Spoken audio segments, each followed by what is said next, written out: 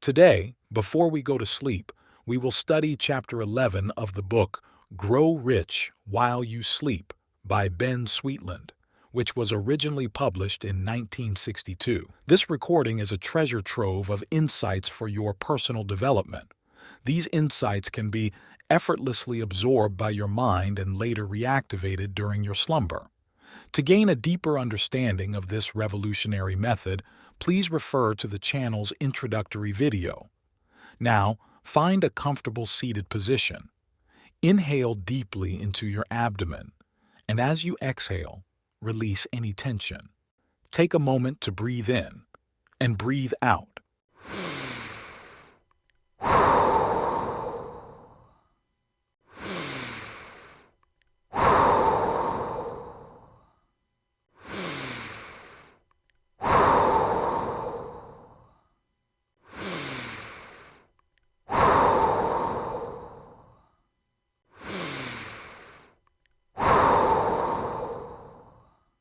Now pay close attention and listen carefully with total concentration. Grow rich while you sleep. Chapter 11. Grow rich in all things while you sleep.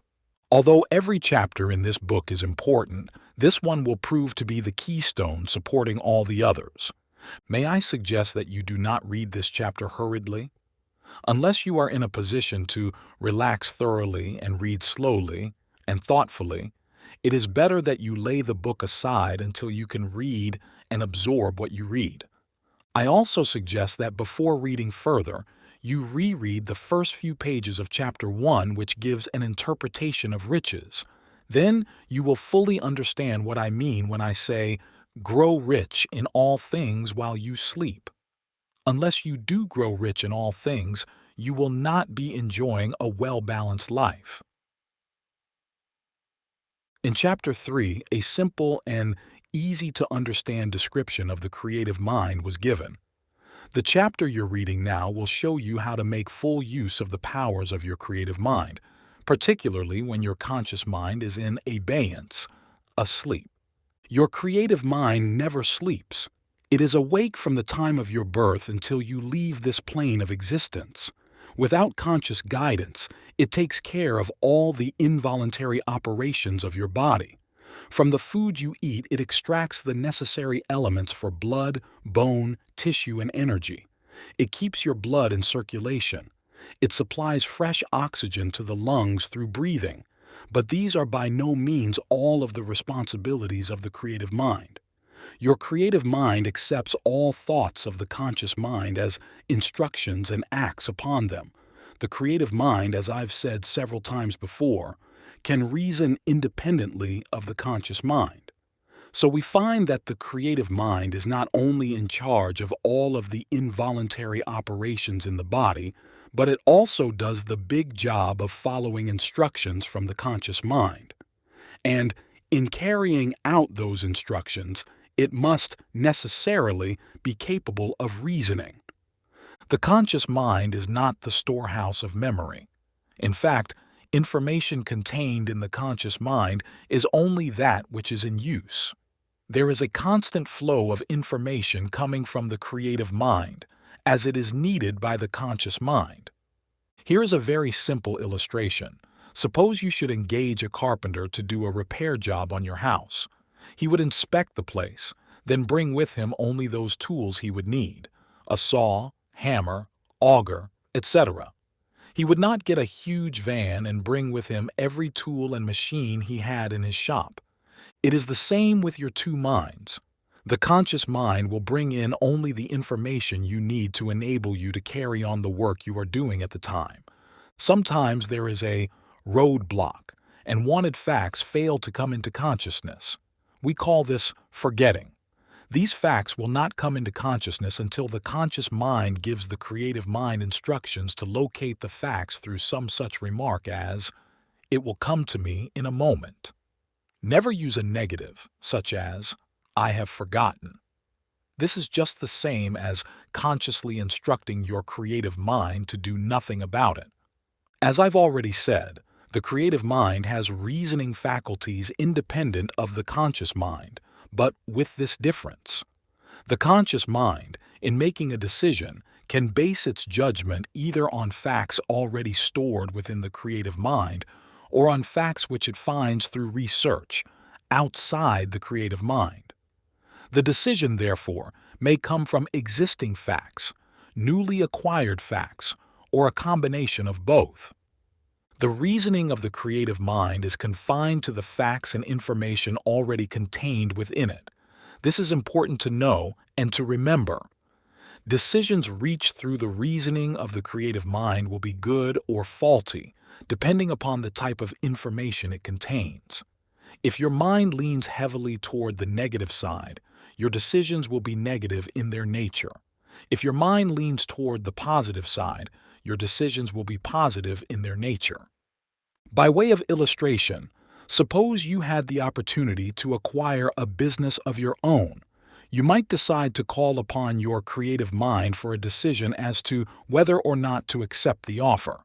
Before retiring at night, you might hold a thought, such as, "Tonight, while I am asleep, my creative mind will work on my problem and give me a decision when I awaken in the morning."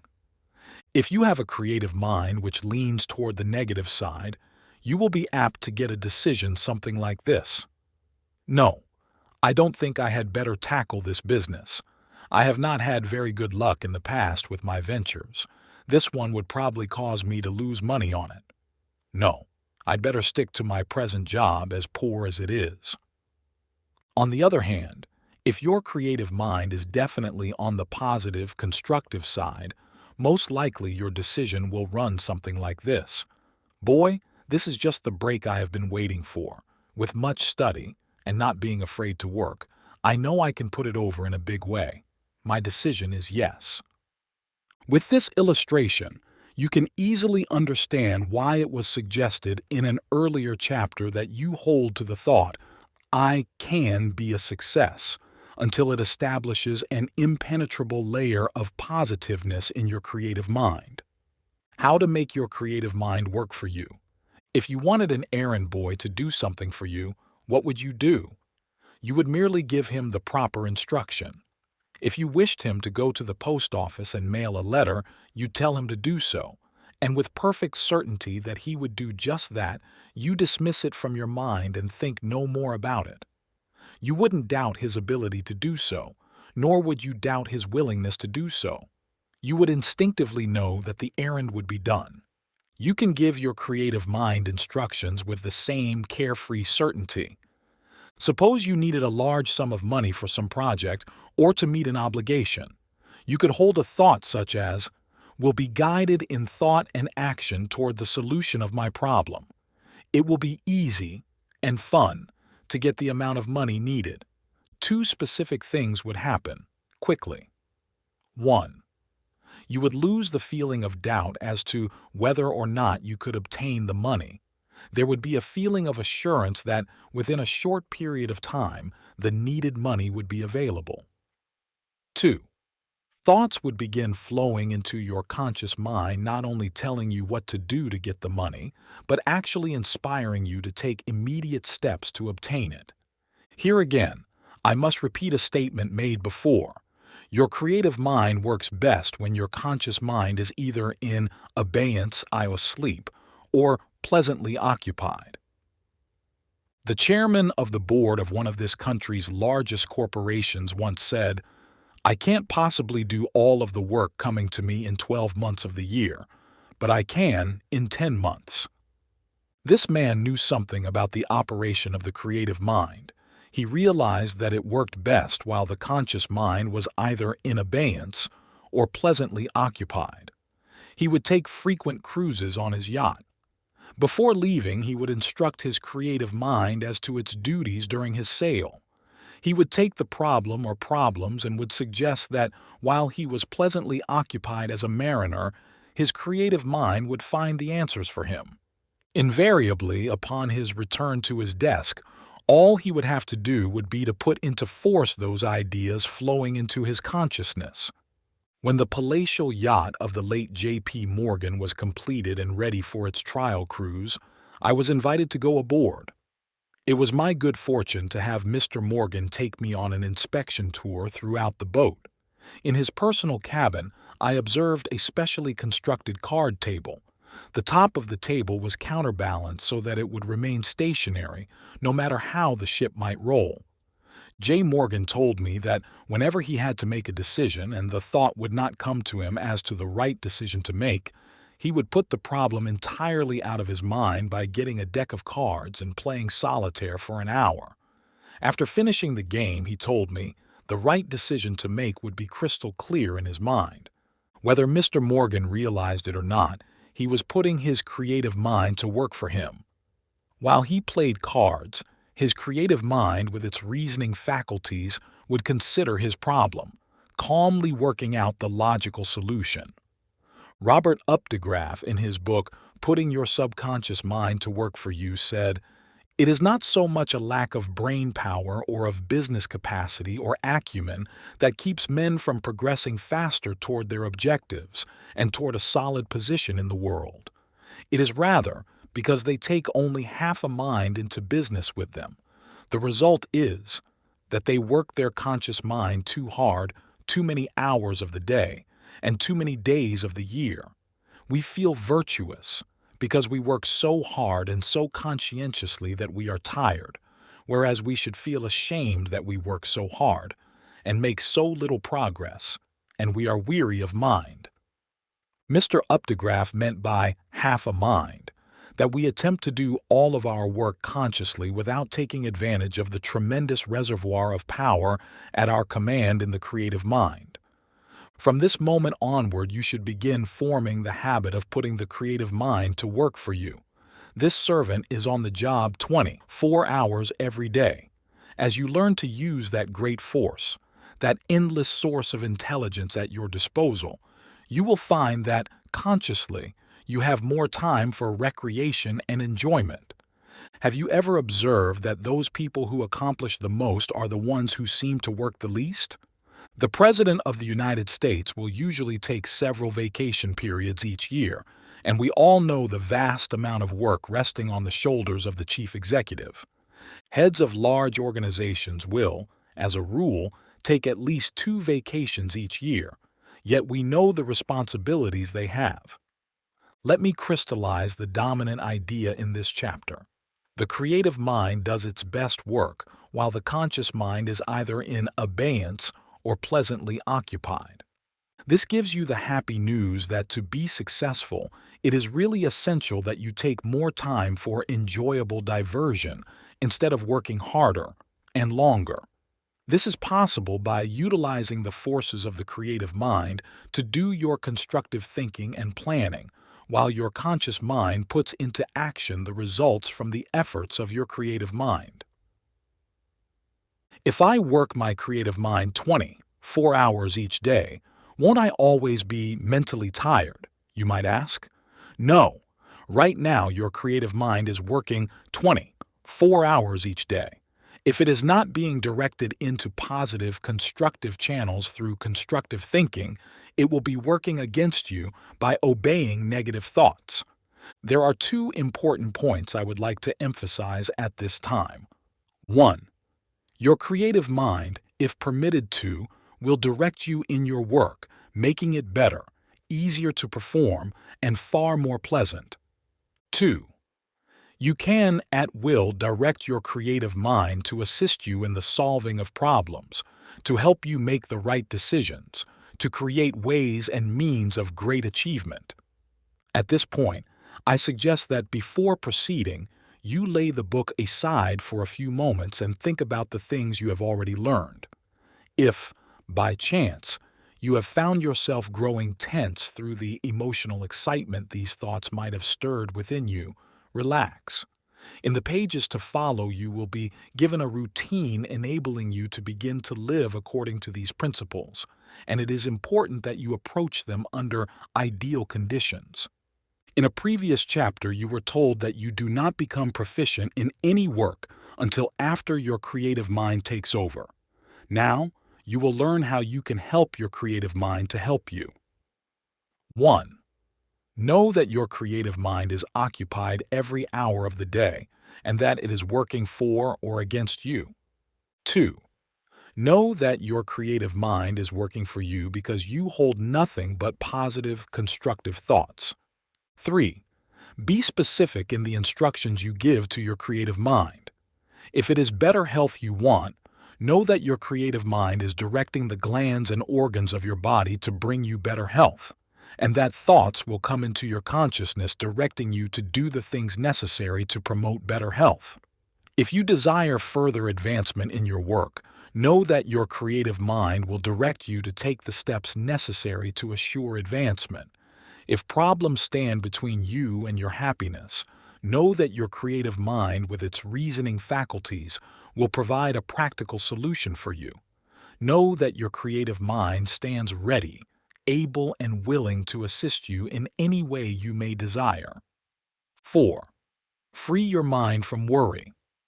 As you now know, your creative mind is the seat of intelligence. If you have been thoughtful as you read these pages, you will know that the maximum amount of intelligence which one may have, consciously, is nothing at all compared to the amount we all have in our creative minds. Worry prevents you from doing the things which would provide the means to prevent the worry. This is literally true. To worry is to doubt the intelligence and power of your creative mind. How can I keep from worrying when I have so many troubles, you may ask? The answer to this question is simple indeed. Worrying will not help the problem in the least. It will make it worse. Instead of worrying, take the time which you might use for worry and devote it constructively to working out ways and means of overcoming the problem. 5. Have faith. Make certain you are not merely wishing for better conditions through your creative mind. Sense the feeling of self-mastery which comes when you fully understand the truth of the statement made earlier, to the effect that the conscious mind is the master, the creative mind the servant. A worried little woman once came to me for counsel regarding her problems. She could not get along with her husband. She received practically no money for clothing and had no chance to earn money because of the time required to care for her children. She definitely felt that my teachings were for the other fellow, not for her. She considered her case hopeless. She was emphatic in saying that she could find no time to study for self-improvement. I told her that the answers to her problems were contained in her creative mind, and that if she would have faith in it, she would find happiness. My talk of an hour or more seemed to make no impression on her, so set was she in her own opinions. But 6 months later, she came back to me, and she had changed so amazingly that I did not recognize her. She had difficulty in making me remember the sorrowful creature she had been on her first visit to me. This woman did accept the thought that her creative mind held the answers to her problems, so she proved it by giving her creative mind an opportunity to solve them. She started by knowing that her creative mind would guide her to do the necessary things to enable her to find harmony with her husband. She began to visualize a fine wardrobe and knew she would obtain it. She knew that the problem of rearing her children would cease to be a problem.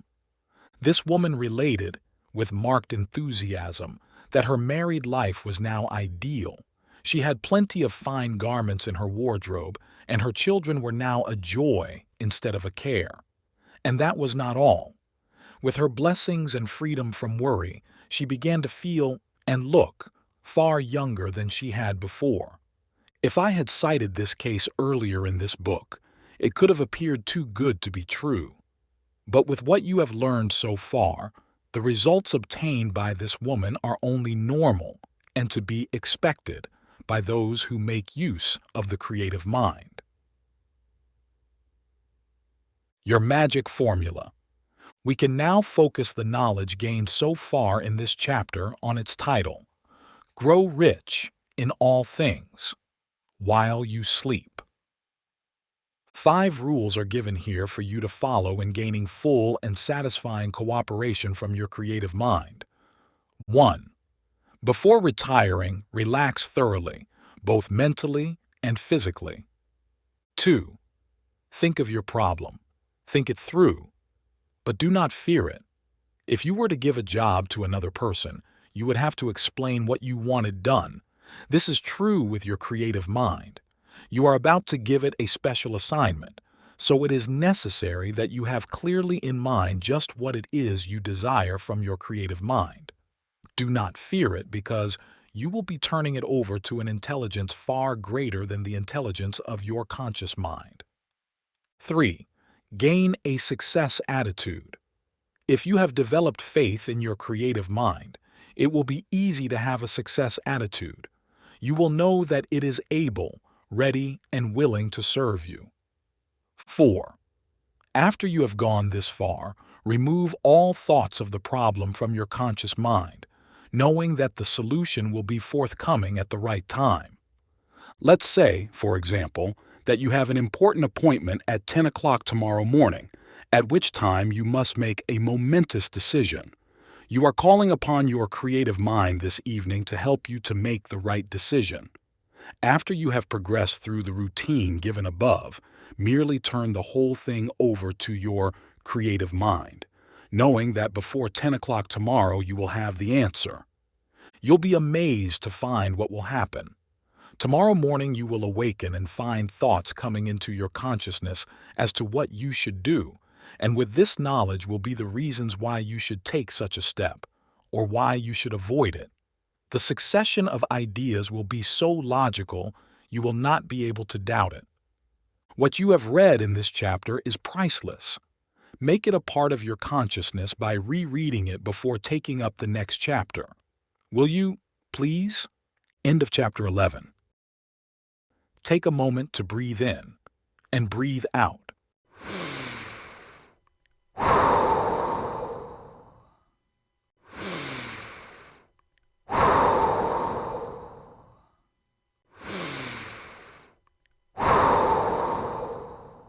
Stay focused and reflect on what you've just heard.